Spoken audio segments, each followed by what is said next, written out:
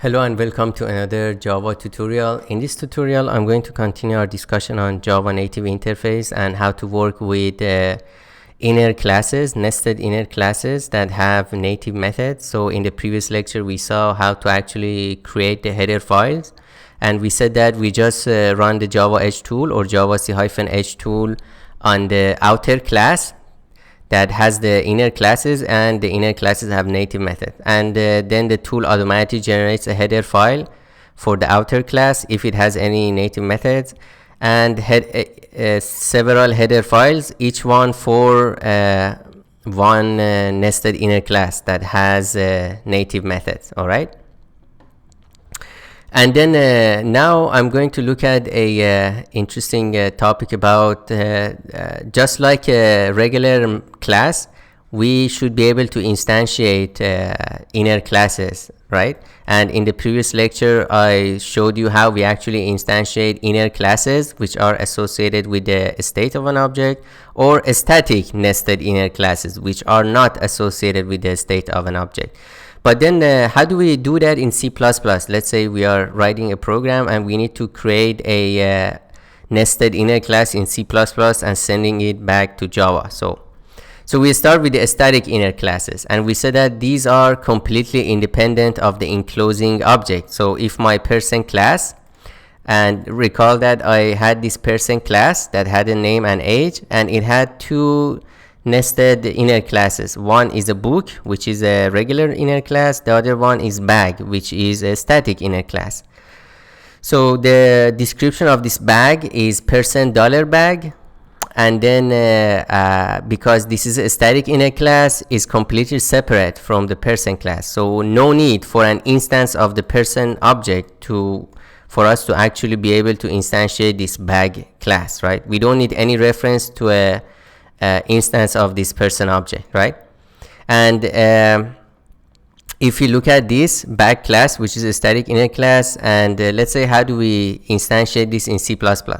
So we get the J class, which is a class metadata, which is a pointer to the class metadata of this bag class.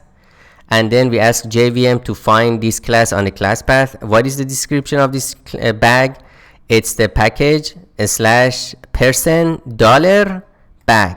So the bytecode description of this bag, which is a static inner class, is the outer class $bag. So this dollar is actually part of the class path description.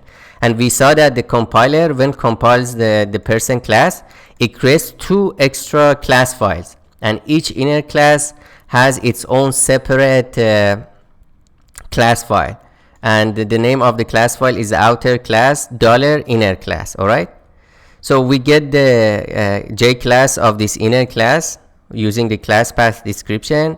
And then I need to invoke the constructor. And we know that in the previous lectures, we saw that the constructor is just a special method. The name is init.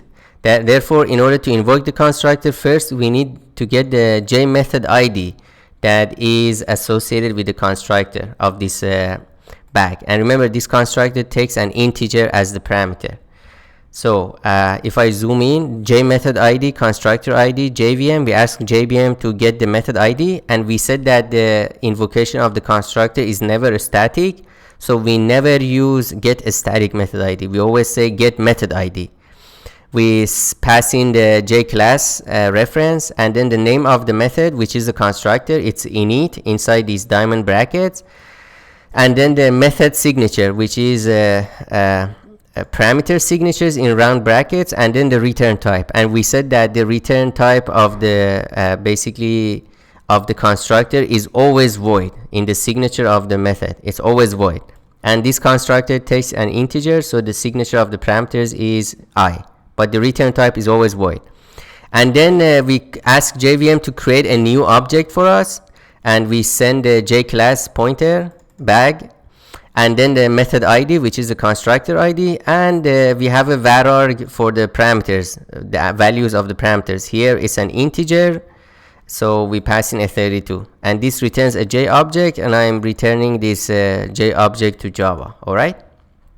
And again, nowhere in the C++ code we had any indication of we need a instance of the person object. We didn't say that.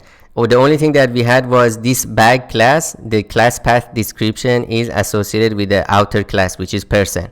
So instead of saying test22/bag, we said test22/person$bag, and this just signifies that we are this is an inner class. So instantiating person.bag object without any reference to an instance of the person, right? So it doesn't matter if we create an instance of this person class or not. We can independently, we can basically instantiate it. So let's head to Eclipse and try to have a look at this. So going back to my Java, in test22 package, I have this person class and test inner class. And in this test1 method, we saw how to actually instantiate the inner class book, and then how to instantiate the static inner class bag, right? So for the static inner class, the type is person.bag, and we use the new keyword directly on the type, person.bag, just like any other regular class. The only difference is that we have this person.bag that signifies signifies this bag class. Bag type is associated with this person class. That's all. That's the only difference. And then I have created this native method, create bag, and this create bag is a static method, and it's supposed to create a bag object in C++ and return it to Java. And note that again, the type is person.bag, so I cannot use bag because bag is not basically outside the it's basically inside the person. So if I import it, I can use it. And note that the way we import it, we say test22.person.bag. okay, so that's one way we can use bag here. But again, it still is associated with the person object. We just directly imported that. But it's always better to signify the type of the person, the type of the outer class, as well as the actual inner class. So I always prefer to write person.bag instead of import it directly from person class. But it's possible to do that. So if I go to my C++ and basically select my test inner class.java and run my Java Edge tool, it's going to create the header file for these native methods, and I'm going to first provide the implementation for this bag class, create bag. So test22 test inner class. So we have so I'm going to create a source file .cpp file, and let's call it inner class.cpp, and we include our header file first, header test22, and then test inner class header file. And then we copy and paste the function that we want to implement. In this case, I'm going to implement the create bag first. So I want to create a static inner class. So the first parameter is JVM. The second parameter is test inner class, which is the calling class, because this is a static method. So how do we implement this? Again, so this is a static inner class. So bag is a static inner class. We should be able to instantiate it without any reference to an instance of the person object, right? So person$bag. So first we get the handle on the J class, the class metadata of this bag. So bag underscore class is, and we ask JVM to find this on the class path, and the class path description is just package / class. So test22 / person$bag. So again, this signifies that this bag is an inner class inside the person. All right. If it was a regular class like person, we just write test22 / person. But now we have to write test22 / person$bag. All right. So this is a bag class, and then the constructor. Constructor is just a special method. And in the bytecode, we have invoke a special. So it tells or instructs the JVM to basically invoke a special method. So we just get the method ID, J method ID, constructor ID is JVM, get method ID, and this is never a static method, this is a regular method. J class, which is a bag class, the name of the method for the constructor is always init inside the diamond brackets, and the signature. In this case, this bag inner class takes an integer, so the signature in round brackets it's I, and the return type of the constructor is always void. Okay, and then we instantiate. So we say that JVM new object, so create a new object for us. We pass in the J class and then J method ID, which is the constructor, and we also have a vararg basically to provide the actual parameters. In this case it's an integer, so let's provide 32, and this returns a J object reference. So J object pointer, this is my bag object, and then I'm going to return it to Java because this method expects us to return a J object, return bag object. All right, so if I compile this project, this should compile fine. Yes, and now I have the binary, so I'm going to delete the previous binary, and then I basically copy and paste this new dynamic library to my Java project. All right, so it's now in the Java project. Back to Java project, we have to basically load the dynamic library. And now if I invoke test2, in test2 I'm just calling this create bag, and it returns a bag. The type is person.bag, and then I'm just invoking the toString method on this bag object. So let's run test2 and see what happens.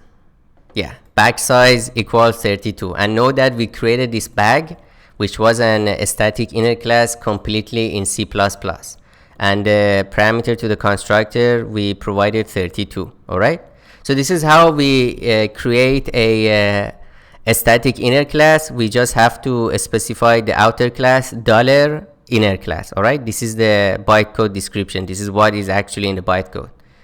Okay, so package / outer class $inner class. So what about the nested inner class? So I have this create book, and this book is a inner class which is not static, so it's associated with the state of the object, and therefore we actually need an instance of the person object first, so that we can invoke this new book on this person, right? Therefore, when I'm creating this native method create book, I have to send to C++ an instance of the person object, because I have to somehow invoke the new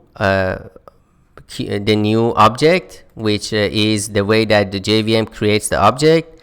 Somehow, when I invoke this, I have to tell the JVM to invoke it on this particular basically person object that I am sending to C++. But how do we do that?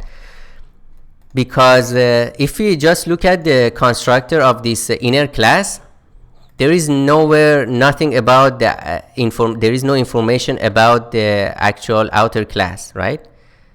But there is, in fact. So if I click on the constructor and go to my Java and look at the bytecode, notice what happens, or basically what the compiler has done. This is the constructor. So we already know that the name is init. It always returns void, but notice the parameter type. It says L test22 /person semicolon L Java lang string semicolon. So let's see what happened here. This inner class is supposed to take a string, so it's the parameter signature should be something like L semicolon basically Java /lang /string, and the return type is void for constructor. But in the bytecode, the compiler has actually adds a reference to a person object, so test22 /person. What this means is that the compiler does, the compiler changes this constructor to a constructor whose first parameter is actually a person, and the second parameter is a string. So this is what actually happens behind the scenes in the bytecode. This is what the compiler does. Therefore, in the C++, when we invoke this new object, the first parameter is not the actual string name. The first parameter is an J object, the person object that we need to create this inner class for it, okay? So just have this in mind. If I go back to the PowerPoint here, for the person $book is an inner class. But when you look at the bytecode and look at the description of the constructor, you see that the first parameter is a person reference. The second parameter is a string title. We were expecting to only see a string, but now we see a person and a string. So basically what happens is that the constructor adds this reference again. So the signature of the constructor is the name is init, but the parameter signature is not just a string semicolon. So the parameter signature of the constructor of an inner class, the first parameter is always the reference to the outer class. So L test22/person semicolon. And then we have this parameter signature for the parameters inside the constructor. Just don't forget this. For any nested inner class that is not static, there is a hidden reference in the constructor to the actual outer class, because we have to have a reference to an instance of the object. So just have this in mind, and this happens behind the scenes. And if you're not aware of that, you cannot correctly instantiate a nested inner class in C++. All right. And again, when we create this, we call this new object. The first parameter we pass to the vararg is the person object, an instance of this person class, because the constructor actually expects that, because the compiler behind the scenes add this person object to the first as the first parameter of the constructor. All right, and then we can instantiate this. So let's head to Eclipse. So we know that the constructor of the inner class book actually takes two parameters. One is a person object. The second one is the string title. So if I go to my header file, so this is the create book. This is the prototype, and then copy and paste it to my C++. So the first parameter is JVM. The second parameter is a J class, which is the calling class. In this case it's the test inner class. And then the third parameter is the person object, that is an instance of the person class that I'm sending to C++. And I really need that because the constructor of the book actually has this person object as the first parameter. It's an instance of the person class. All right. Just remember, any nested inner class gets this reference to the outer class by default as the first parameter of the constructor. This is very important. And the drill is the same. So we get the J class, and again the class path description exactly the same as before. We, instead of saying that book, we say person $book.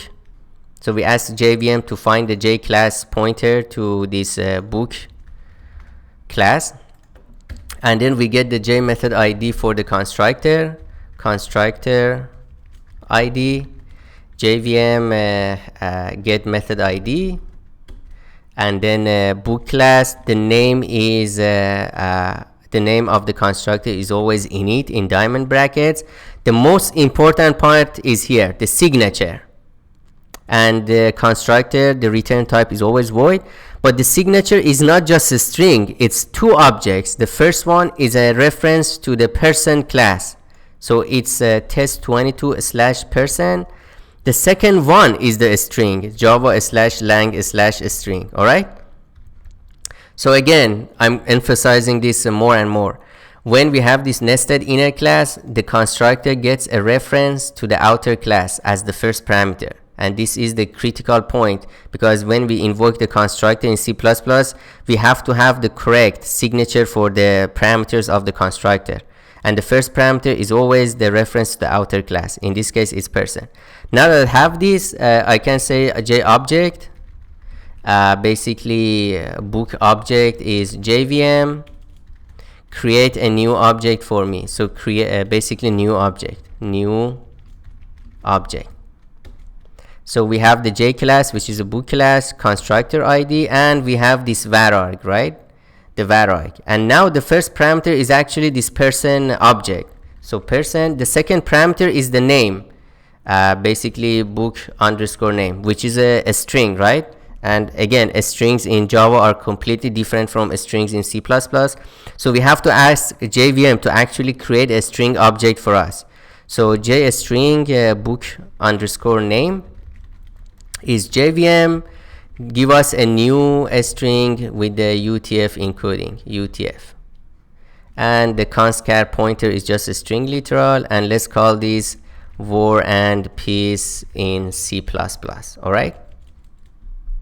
Again, this is, we have looked at this before, but the main point is this reference to the person object. So we have to add this person object to the list of the parameters of the constructor for any inner class which is not static. So if I compile this should compile fine.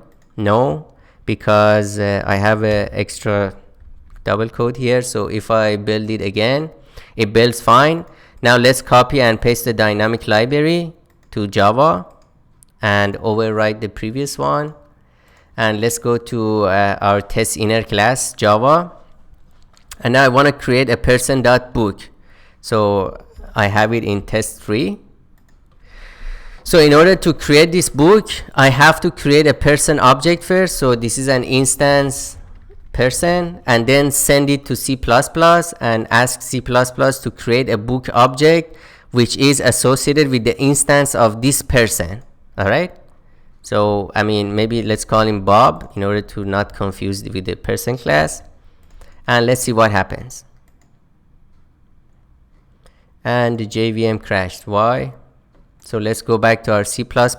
Oh, because we didn't return the book object. Because this method expects a J object for us to return. And let's compile this again. Works fine. Let's copy and paste the dynamic library. And go back to our Java test and run test3. And we see that Bob's book is War and Peace in C++. All right. Again, the main point here is that when we are trying to instantiate inner classes which are not static, we have to have a reference to the outer class, an instance of the outer class. How do we specify that in C++? We specify it based on the fact that the constructor of the inner class gets a reference to the outer class by default. So the first parameter is outer class, and the second parameter, third parameter, etc. are the actual parameters that we define in the constructor. And you can always quickly see this in the bytecode view in Eclipse. So if I click on the constructor, you see that the first parameter is actually a outer class. The second parameter is the string that I defined in the constructor. So have this in mind. And I hope you enjoyed this tutorial. Please stay tuned, and I'll see you in the next one.